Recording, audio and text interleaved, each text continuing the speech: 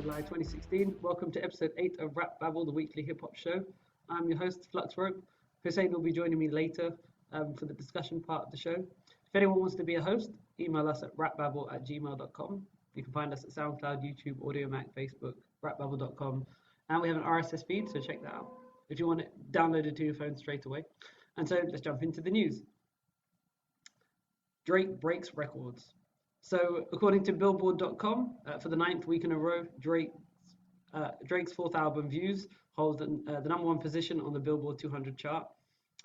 Views pulls ahead of Eminem's Marshall Mathers LP. That spent 8 weeks at the top. And so now Drake has surpassed that now. And he's only behind two other hip-hop albums, one by Vanilla Ice and one by MC Hammer. And MC Hammer got 21 weeks. That is, I can't believe someone would get 21 weeks. That's just so much. Drake's on 9, and 9 is an amazing feat. And he also simultaneously has 7 weeks at the top of the singles chart with One Dance. So, I mean, this is not news really. He's just breaking records all over the place, but Drake's doing an amazing job. 50 Cent exits bankruptcy. I mean, the title alone is hilarious because his name means money and he's bankrupt. 50 Cent is bankrupt. Although they do go together because if you have 50 Cent, you are bankrupt. But he was ordered to pay two huge sums. It was around about 16 million for Sleek Audio. They make headphones and they partnered with him to make his headphones, but then they didn't continue their partnership. And they sued him for the headphones he then made without them. And they won the judgment of 16 million. And then at some point, 50 Cent posted the sex tape of Rick Ross's baby mother in a way to attack Rick Ross. So she was totally innocent in all of this, and she had her sex tape posted on 50 Cent's website, which is really cruel. And she was awarded 6 million by a judge. And then once he had those two huge debts coming in, he decided he would declare bankruptcy. And it's a tactic sometimes that people use because bankruptcy takes a year or two. Where you get your affairs in order. It's not proper bankruptcy. There's chapter 11 and chapter 7. One of them is bankruptcy light, where you don't have to pay your bills and you just get a year or two to just sort out your finances, and then you start paying again afterwards. So the judge will say, anyone who wants to get their money from this guy, sorry, they have our protection. You don't have to pay them anything until later. But then there's chapter, I don't remember which one's which. The other one is like proper bankruptcy, where you sell everything you have.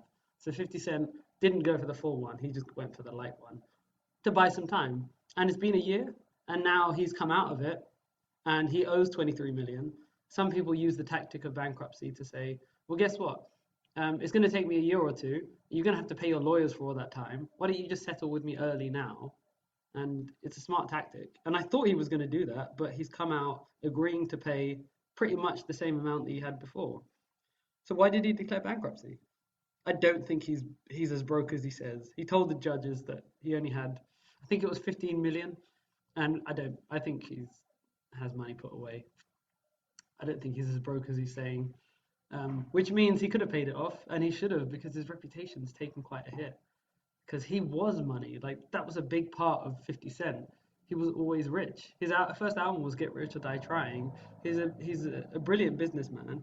He's made so much money, but now one of the pillars of his character has himself gotten rid of, knocked it down himself, and he's not as rich. Like it, when that story goes around in the media, it really sticks in your mind. It really says, "Wow, this guy's not as rich as he was before."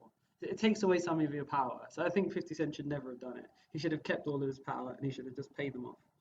Or paid them what they owed, not even pay them off. Pay them what what he owes them.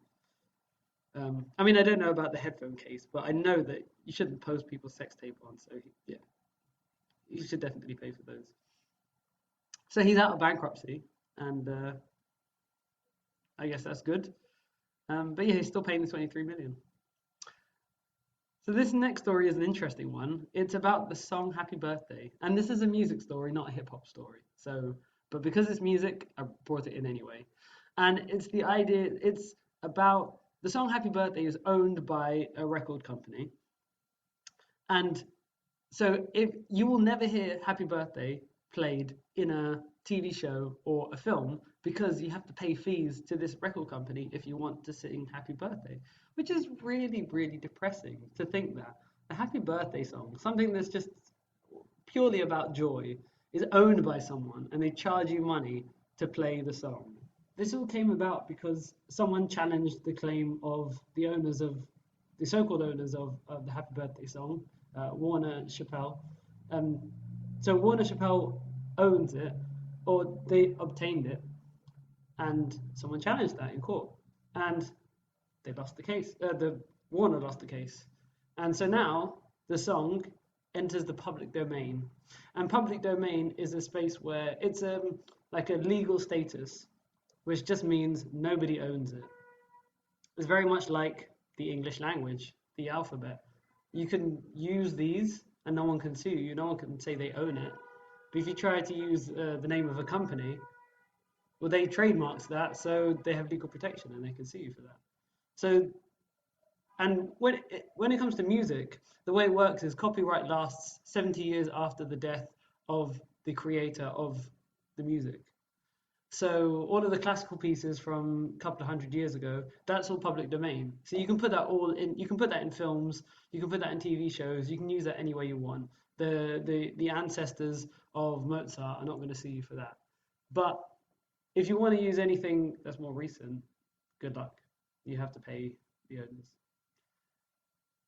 And the Happy Birthday song, there's a big question mark over it.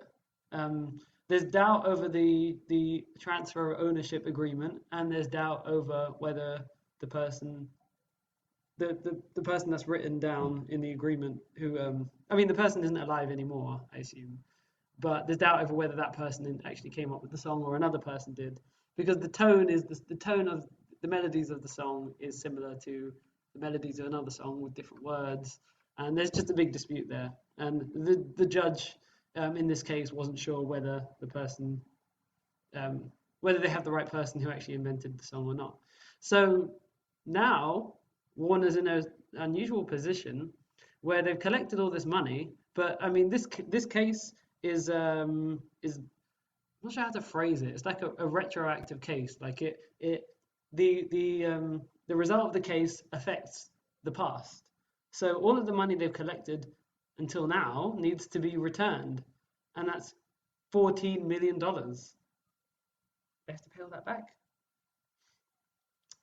So potentially, we can use the Happy Birthday song. I would prefer if you consult lawyers before you quote me on that, because I don't want to get sued myself. But from what I've seen in this story, it was published by arstechnica.com, so go have a look at that. But yeah, according to the article, because of the result of this case, the Happy Birthday song has fallen into the public domain, which means anyone can use it.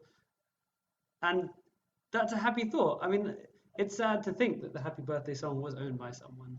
I must state that I'm not that fond of the Happy Birthday song myself. But I just hate the idea that it's copyrighted. That doesn't sit well with me. So I'm glad it's free.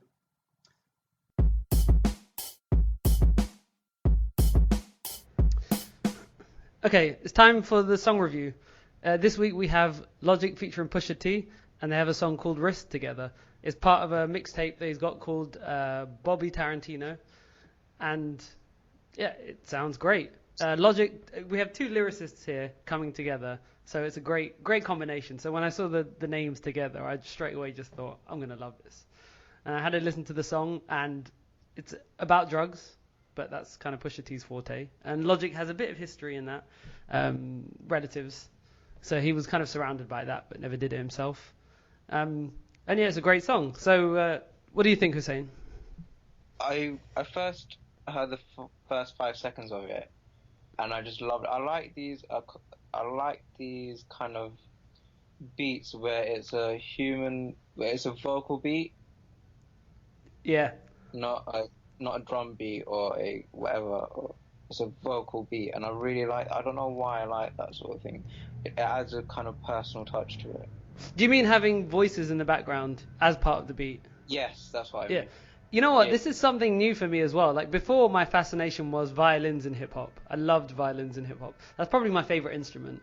But now there's another one which is voices as well, because there are so many songs that stand out that have voices in it, like Ham from Watch the Throne. It was one of the bonus songs, and it just sounds like opera, and it just sounds so amazing. And I can't go on. I think they're just borrowing from other genres of music and being able to twist it and morph it into a more hip hop form. And it appeals to the masses, and I think that's and it's sampling opera, so it's quite interesting. That's a good point, actually, because that's one thing I thought of hip hop. No other music form that I've come across will merge in other forms of music, because I've heard opera in hip hop, and then I've heard there are so many different, like there's soul and disco music that's been mixed in, and I've heard that in hip hop loads, and you don't hear that elsewhere, so that's really impressive.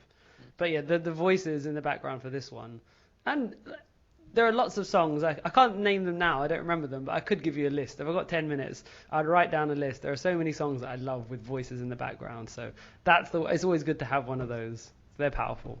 And the lyrics as well were quite good. So Logic was telling the story about the old drug dealer.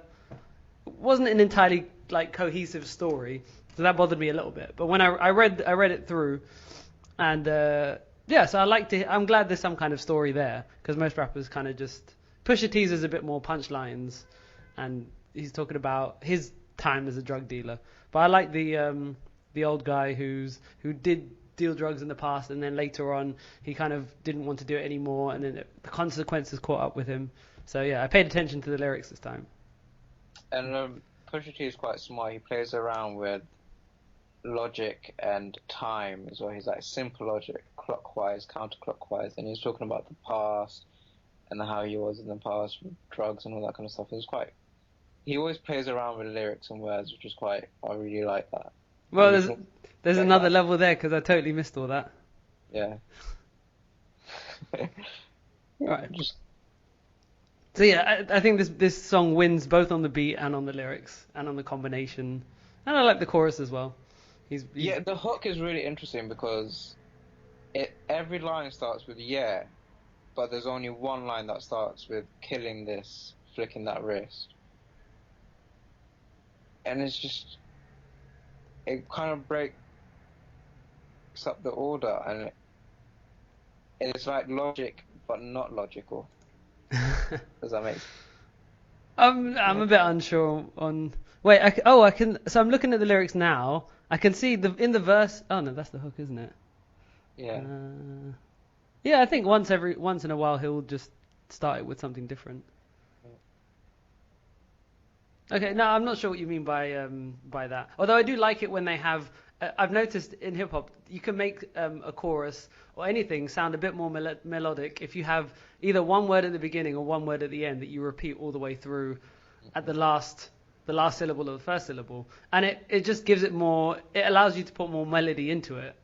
Yeah. And I'm used to hearing rappers, like there's one Meek Mill song where he uses the N word and he has it at the end, and you can just hear it. Just kind of it gives it more power, and he's more melodic when he does it. And then as soon as he cuts it out, it's not as interesting. And even with Kanye, he has a song called there's that part with Schoolboy Q, and that's just come out because he's got a new LP coming, Blank Faces, which is Schoolboy Q.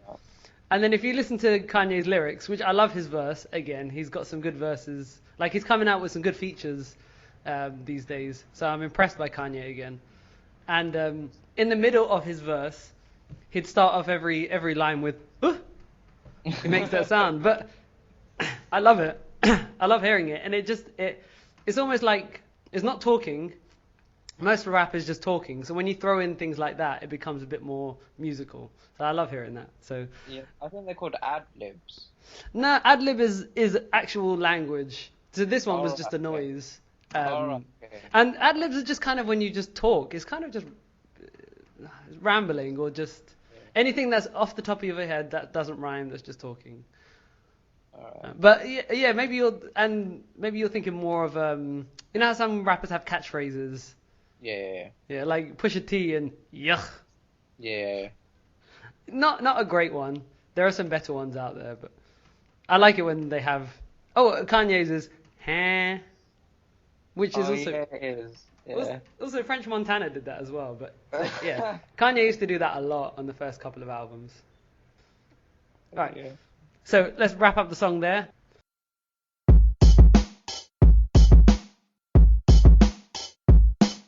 That's it for this part of the show, but there is a discussion part which is separate in a separate MP3, so go check that out. You can find all of our stuff on rapbabble.com or at SoundCloud, YouTube, Facebook, and Audio Mac, and we have an RSS feed.